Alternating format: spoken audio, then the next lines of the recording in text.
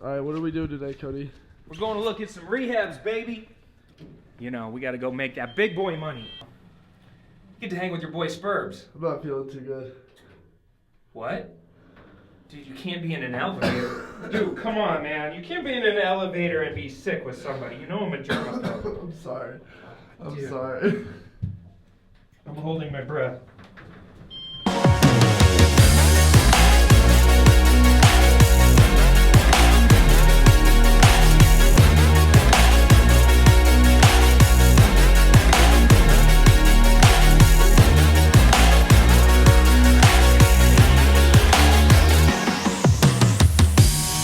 Alright, what are some of the biggest mistakes you've had in rehabbing? Biggest mistakes? I made a lot of them, man. And I think it's inevitable that you will make some mistakes, and you got to assume that that's what's going to happen. But a lot of them are avoidable if you just have somebody good showing you what to do. Probably some of my bigger ones are bad financing structure, you know, getting trapped in a hard money loan. There was this one property on Georgia. I'll never forget it. It was like that one deal that you regret doing from day one. I got into a hard money loan on it at 18% interest, and I got stuck in the deal. Another house in the neighborhood fire sold, and it lowered the comps, and I was already moving forward with the rehab. I was already probably over rehabbing the property for the neighborhood, so I couldn't get out of it and sell it. And I ended up taking a big loss because I was trapped in a bad loan. Not buying properties right from the get-go. You know, in real estate they say you make money when you buy, and I know a lot of people that make the mistake because they fall in love with the deal instead of falling in love with the numbers, and then they get emotional and they overpay for a property, and that's a very big mistake a lot of new people make. Especially if there's anything weird or funky going on in the neighborhood, you have to take that into account from day one. For instance, power lines, a house sitting on a major intersection or a main road.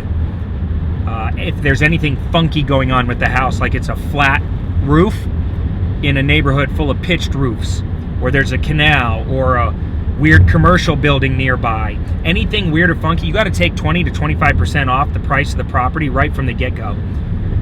So you have to buy it right.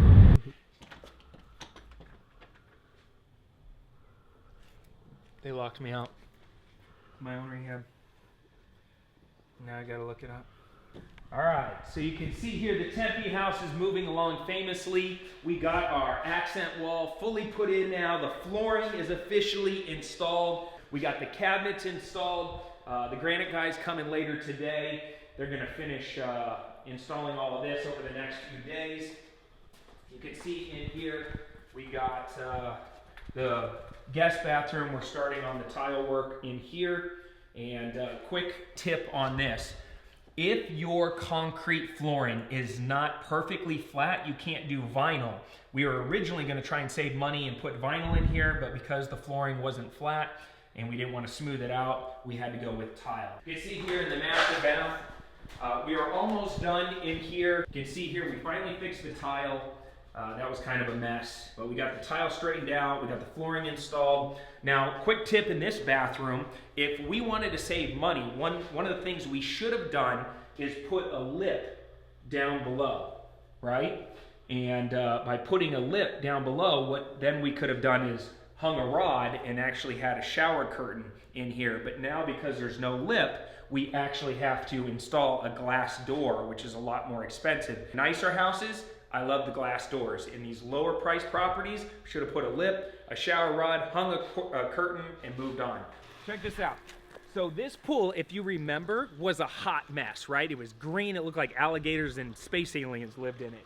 And now it is beautiful and it is inviting, and it's gonna pop when somebody comes back here to look at the backyard. Once we clean up the landscaping, this backyard's gonna pop. A quick tip: when we originally tried to get the algae and everything out of the pool, we tried to use chemicals. That didn't work. Then we drained the pool only to discover about a buildup of funk and algae and chemicals and broken plaster and everything at the bottom of the pool that was like 2-3 inches off the bottom. And my partner Garrett was like, oh my God, we're gonna go over budget now. We have to replaster the pool. And I was like, no, we don't. This is how we do a workaround. and this is the best tip I got for you when it comes to doing backyard pools. This paint, this looks like brand new plaster. The reason the pool looks so good is because we actually painted the plaster, right? And there's pool paint that you can get at Home Depot that makes it look like the plaster is all brand new and super fresh. And so you can't even tell. It looks like new plaster. I actually paid a guy that we hired off of Craigslist $150 to come and paint the pool, and now it's looking right and tight. You ready? Go for a swim. Come on, go in there. All right, as you can see, the house is now officially painted. We have the black along the roof line, we have the black around the windows, we have the nice clean white paint. The landscapers are working on the landscaping right now. We're gonna clean up all this old rock, get it looking nice and fresh, plants all along there, really make that curb appeal pop as best as we can for a house like this. But overall, I'm very happy with the progress of this flip. We are over budget. I'll know the final numbers here within the next probably 2 weeks, and then we'll get it on the market and see how it actually plays out. But I'm hoping that we can push the final sales price just because we went a little above and beyond in the house itself. But we shall see. All right, let's go to the next one. I can't tell you how many times I hired the wrong people without doing my due diligence, without really understanding who they are, or what we're, checking their referrals, that kind of thing. And I would end up, I had one contractor that I didn't check to make sure his license was in good standing. Come to find out, his license, he had all these issues with his licensing. So another party was already suing him, and he lied and told me that he was going to do this rehab for this amazing price, and I got zeroed in on price instead of on quality and checking who they are and seeing some of their past projects, that kind of thing. And they ended up ripping me off for a whole bunch of money. So you got to pick the right team members, and you have to fire the wrong team members quickly. All right, we're at Crocus. A lot has been done in a very short amount of time. Really happy with the progress of this project.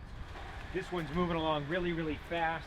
I'm just happy with the quality of the subs that we're working with right now. So as you can see, we opened everything up. That whole wall is now officially gone. We raised the concrete up. So now, remember, you used to drop down right here by about 4 inches, and it sloped downwards because this used to be the garage. Now it is all raised. We knocked out this entire wall. We've now converted this. This is going to be the new laundry room. So you can see they're going to be able to walk in. Water heater is going to sit right there. Washer and dryer is going to be right here. Now the big challenge with moving the laundry room into the middle of the house is the venting, right? So we're going to have a challenge with the venting. So we're working through that right now. Knock this complete wall out.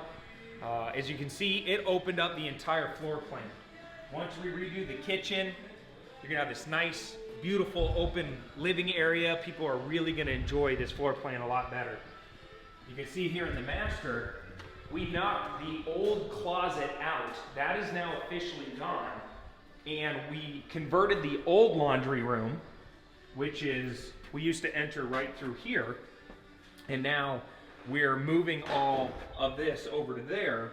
And this is going to be a really nice, large master bedroom closet. You can see here that we built in this shower, and we made a nice lip right there. It's going to look really fresh with a nice glass door, and we'll have cabinets over here to store their linens. Now this bathroom's making a lot more sense. We got this all cleaned up, and we went and checked the irrigation system, and it's working perfectly. So we seeded the backyard. So here in about 2 weeks, this should be a nice, lush, brand new green yard, and we'll just keep that nice and trimmed. We'll make some, and that's a great way to save money. We'll make some minor repairs to the gate, get that all fixed up. By the time we're done back here cleaning the rest of this stuff out, painting the spa and all that, this backyard will be nice for this neighborhood. This is what I was talking about with the other house in Tempe. In spare bathrooms, it doesn't make any sense to put like glass shower doors and that kind of stuff, especially in these lower priced properties. So what we should have done in Tempe is build a lip versus having it all flat. That way you could just run a shower rod and put a curtain right there, and it'll all flow back into that little tub that you've created. If you make it all flat, then you have to obviously put a glass door to prevent the water from coming out. So little money saving tip right there.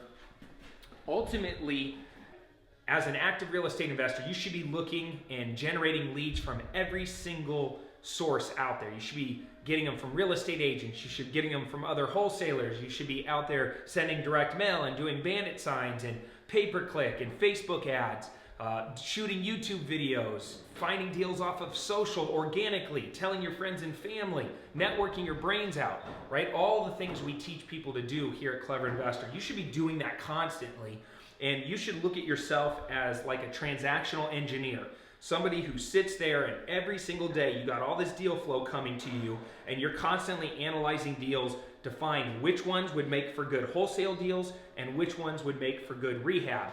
And whenever you have the opportunity to cherry pick one out and run the rehab, you should have the confidence, the resources, the connections, the systems, the processes, all of it put in place, and the funding put in place to be able to go and do that. Every single day, as I'm analyzing all these deals, sometimes I wholesale, sometimes I rehab, sometimes I cherry pick them out and I put them into my rental portfolio.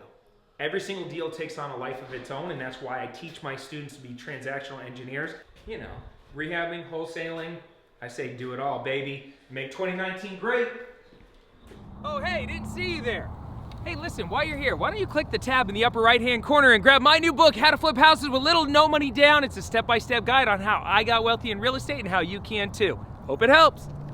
Oh, don't forget to watch the 2 videos also.